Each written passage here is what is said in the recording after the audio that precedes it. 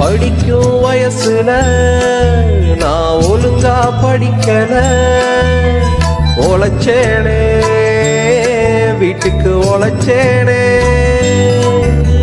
வீட்டு கஷ்டத்தை சொந்தக்காரன் எவனும் பார்க்கல, வந்தேனே வெளிநாடு வந்தேனே,